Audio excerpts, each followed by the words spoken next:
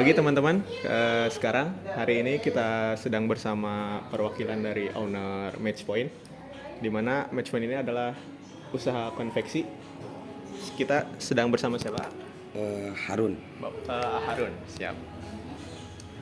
Jadi hari ini kita akan melakukan beberapa interview kepada Harun ini. Jadi langsung kita mulai aja ya. Yang pertama, sudah memulai usaha ini dari berapa lama ya? Kalau konveksi Matchpoint ini ya didirikannya itu pada tahun 2019. Kan sekarang udah 2024, berarti kurang lebihnya 5 tahun berdirinya alhamdulillah konveksi ini. Jadi 2019 itu pas Covid. Ya, jadi deket ke Covid lah. Ya, Covid sih ya, dia pas itu. Awal-awal Covid gitu ya. Ya. Terus dari antara banyaknya jenis usaha, kenapa lebih memilih konveksi ya? Karena kan konveksi itu kan bisnis tentang passion ya. Kan passion itu pokok kebutuhan, jadi nggak ada matinya. Jadi kan konveksi mah passion mah nggak ada matinya.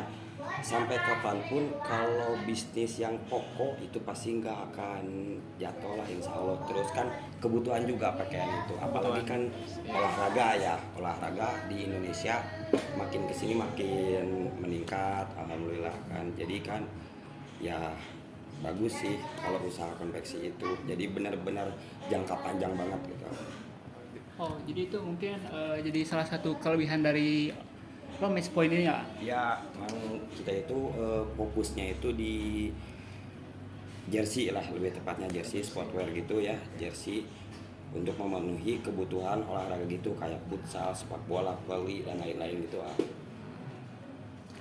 Tapi kan di era sekarang gitu ya, apalagi setelah Covid ini banyak usaha-usaha F&B kayak gitu. Apa nggak tertarik memulai usaha F&B juga? Kalau usaha F&B atau makanan lah gitu ya, perputarannya itu agak telat. Maksudnya agak telat itu contohnya kita makan di situ, makan di situ. Nah kita butuh beberapa waktu ngabisin itu tempat di situ, dari listriknya kan. Kalau usaha kayak gini tuh beli langsung pergi. Jadi kan enaknya tuh menghemat waktu juga. Kalau usaha F&B kayak gitu mah harus siap lah, harus piring lah, apalah itulah gitu, kebutuhan kayak gitunya. Kalau gini mah kan lebih simpel gitu, lebih enakan. Jadi kalau F&B itu bisa ada yang barang basi gitu ya? Nah gitu kan, kalau bahan-bahan kayak kain gitu mah kan nggak ada expire-nya. Iya kan, kalau itu mah ada basinya atau expire-nya gitu. Kalau gini mah nggak ada kelebihan atau kekurangannya dari situ sih. Berarti itu emang menjadi salah satu kelebihan dari Matchpoint ini ya Pak? Ya, salah satu kelebihannya juga dan salah satu kenapa memilih usaha konveksi itu. Nah, terus di Matchpoint ini menyediakan apa aja sih ya? Kalau menyediakan itu dari pakaian olahraga ya, seperti jersey khususnya itu ya.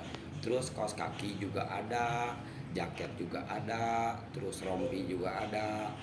Itu tapi kita tuh lebih bukan ready stock ya ini harus digarisbawahi, kita itu bukan ready stock tapi custom.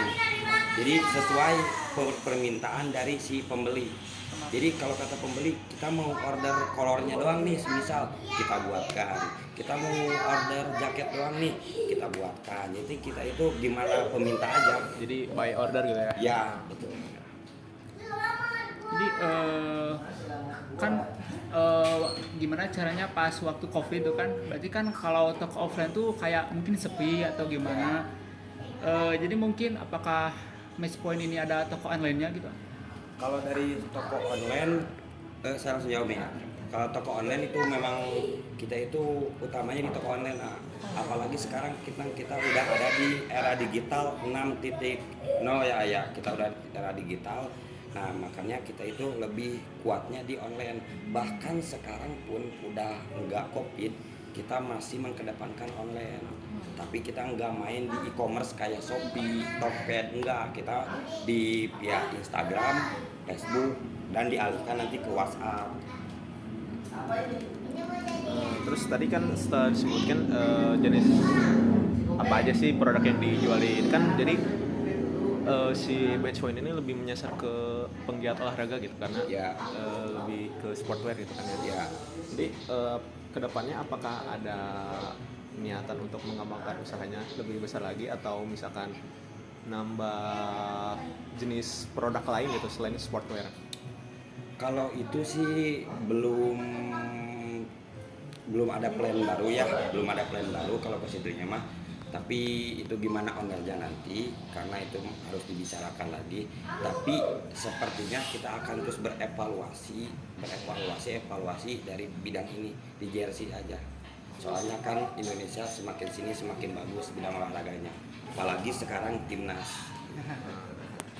Jadi lebih memfokuskan di sportwear aja gitu. Ya, lebih enaknya Dimantepin di sportwear ya, itu. benar-benar dimantepin lah pokoknya. Difokusin utamain. Ini kan ini tuh mulai dari 2019 sampai sekarang tuh kan lumayan panjang tuh. Ya. Jadi mungkin bisa diceritakan ada beberapa kendala dan bagaimana cara menghadapinya. Kalau di setiap usaha itu ya pasti akan ada kendala ya, naik turun itu pasti ya. Contoh kendalanya misal dari susahnya bahan baku itu pasti kesulitan. Nah di situ pentingnya kita mempunyai relasi banyak kan? Ketika kita kesusahan bahan baku, kalau kita mempunyai relasi banyak maka pastilah ada jalan solusinya. Lalu masalahnya itu dari banyaknya reject. Nah itu sering terjadilah di usaha apapun. Nah itu kita selalu berevaluasi. Contohnya yang tadinya tidak ada pengecekan yang kedua kali, di tahun berikutnya kita adakan pengecekan yang kedua kali gitu. Menjaga kualitasnya ya. Nah ya kualitas itu diutamakan. Terus kalau di sini tuh tahap produksinya dimulai dari apa sih ya? Kalau tahap produksi dimulai pertama saya dari awal ya, dari pertama konsumen ya. Pertama konsumen menghubungi admin. Setelah konsumen menghubungi admin, di situ berkonsultasi menentukan dulu dari desainnya.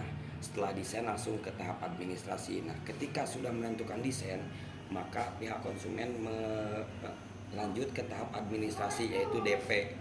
Jadi kita itu akan memproduksi jika sudah memasuki DP. Nah, setelah konsumen mengirimkan DP-nya, maka kita akan mulai ke tahap proses produksi. Nah, disitulah mulainya pembuatan jersey. Pertama dari setting. Setting itu adalah desain dari ilustrasi desain dibuatkan pola. Nah pola itu nanti dibuatkan oleh tim setting. Setelah tim setting selesai dikirimkan ke tim printing itu dicetak, itu cetakan awal. Setelah diprinting langsung press sublim itu dari kertas printing ke bahan ditempel. Makanya ada sistem printing, jersey printing. Nah itu dari kertas ke bahan ditempel. Nah setelah itu langsung naik ke potong pola itu sebelum dijahit. Jadi sebelum dijahit itu dipotong pola. Nah dipotong pola sudah dibuatkan dari bentuk tangannya, kerahnya, badannya, celananya sesuai ilustrasi desainnya. Setelah itu lalu dijahit. Nah setelah dijahit nanti masuk ke tahap polyplate. Polyplate itu adalah bagian celana. Biasanya celana itu tidak diprinting ya. Seperti kan di celana sepak bola itu suka ada nomor ya, nomor atau brand. Nah itu pakai polyplate dipres. Lebih tepatnya sablon. Tapi ini mah alternatifnya. Kan sablon itu biasa di gininya. Itu sablon plastisol. Kalau ini sablon polyplate. Jadi ditempel gitu ya. Bisa juga di rumah dipraktekin, tapi itu pakai setrika. Kalau sini ada mesinnya khusus. Tempel nanti pengeras. Udah itu langsung ke tahap buang benang. Buang benang itu ngebersihin bekas-bekas jahitan. Suka ada keluar jahitan. Makanya kalau nanti beli baju baru, terus ada keluar benang, itu tim buang benangnya nggak benar. Gitu.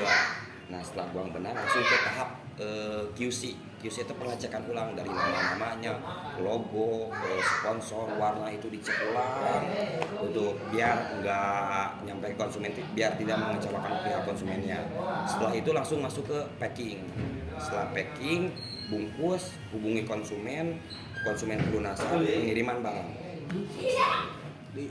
Prosesnya cukup panjang nggak ya? Banyak nggak? Kurang lebihnya ada 9 poin.